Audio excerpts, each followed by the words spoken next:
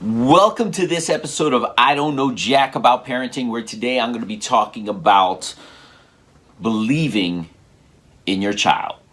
So the big question is this: how are parents like us, who don't have a manual, who are doing the best we can, who feel as though we aren't enough, how are we going to raise healthy, happy children who we are proud of and still keep our sanity in that process? That's the question, and this podcast will give you the answers. My name is Ryan Roy, and welcome to I Don't Know Jack About Parenting, a podcast for parents who are being real with themselves. Hey, welcome back to this episode of I Don't Know Jack About Parenting, where today I'm going to talk about believing in your child and the importance of that in their life.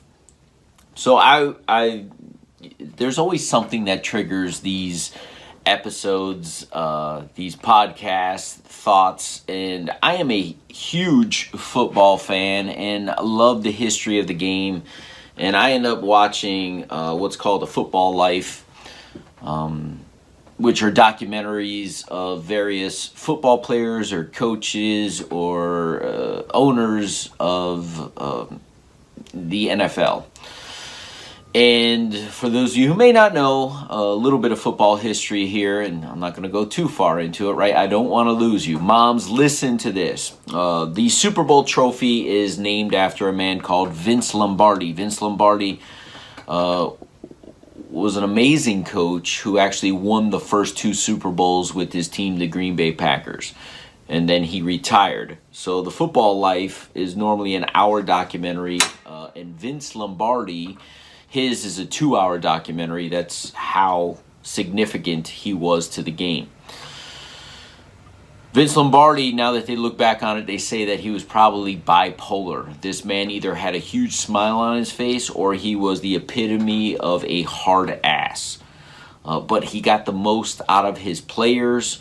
Players completely respected him. Much like a father figure, right? For us men, coaches in our lives, these male role models, they impact us in ways we don't even fully understand sometimes. They're, like I said, like father figures. We look up to them. And because they are like father figures, and a guy like Vince Lombardi, you would assume, has tremendous respect, and if you could earn his respect, you feel like you're on cloud nine.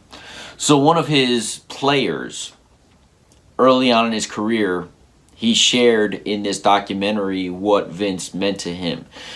And he said he would bust his rump out there in practice. He would do his hardest, and this guy always rode him. He always told him, hey, you're not doing it good enough. You got to do it better. He always wrote them. And I think about this as a coach. Sometimes as a coach, we ride those we believe in, right? We really dig into the people that we believe in because we know they have the potential. They have what it takes. So you will really push their limits knowing that they can take more and more and more in hopes that they grow. Right? We got to push them outside their comfort zone. He said he was at the point, this particular gentleman said he was at the point of quitting the football team because he felt as though he could never please this man. And right when he was on the brink of that, Vince Lombardi, after a long, tough practice, walked in the locker room. He tapped him on the shoulder. He looked him in the eye, and he says, "You're going to be one of the best ever." This gentleman said that changed his whole life. He went on to be a All-Pro, a Super Bowl winner, one of the best ever at his position.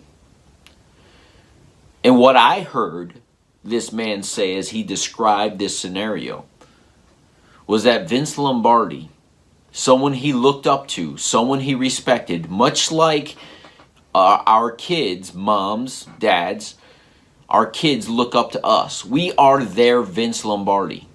What Vince Lombardi said to him in that moment was, I, the guy who rides you every day, the guy who you know, tells you need to do better, said, I believe in you.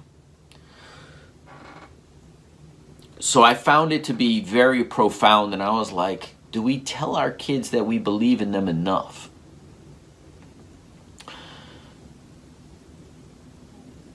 So then I'm watching another movie. And bear with me, I'm not a movie guy, so I don't watch a lot of movies, but my son rented, we do movie night every Friday night, and he rented some Spider-Man movie. There's a new Spider-Man movie out, just came out 2019, and we're watching it. I don't know what the name of it is. And Spider-Man in this movie doesn't have a great relationship with his father. And I'm trying to recall exactly what happened. But there's a point in the movie, his father's a police officer, and his father is always riding him. As he drops him off at school, his dad's like, I love you, and he's like, you got to say it back, and he kind of embarrasses this version of Spider-Man. And at some point in the movie, his dad's always, for lack of a better term, riding him and on his back and doing things. And then the kid goes away to like a boarding school because his dad thinks he needs to do better, and he's trying to set him on the right track. And at some point in the movie, the dad comes to visit him, and his son doesn't want to see him simply because he's Spider-Man. The dad doesn't know this. There's been some disconnect. And he basically says, I love you, and just know that I believe in you. And I watched this documentary and this cartoon separately within a 48-hour period. And I thought to myself, the theme still holds true. Young men look up to their parents, most specifically their father. So dads out there, you need to tell your kids you believe in them.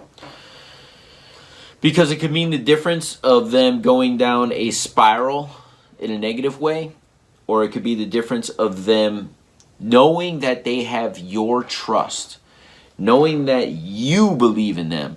It doesn't matter. The pastor of my church a couple years ago shared a thought. He says there was a young lady who had gone through his church a number of years, gone through some really troubled times. He was at her graduation, and he said to her at the end of the day, you know, I'm really proud of you. And her immediate response was, I wish my dad would say that. And he said, I'm the pastor. My words carry 10 times the weight of a lot of people. He goes, moms out there, your words carry 100 times the weight of the average person in a child's life. Dads, yours is 1,000,000 times more important to our children, because they look to us as the head of the household. And when we're not showing up and we're not believing in our children, it's to their detriment. But those simple words, I believe in you, to a young man, to a little girl, from her father, from his father, mean the world. See, I don't know jack about parenting. But I know as a man who's 43 years old, who never had a relationship with his father, I still, if I'm being truly honest with myself, I still long for the day that my father, who is still alive, knows where I am, has my contact information. I long for the day that he picks up the phone and says, I know the man you are, and I want you to know I'm proud of you. I long for that day.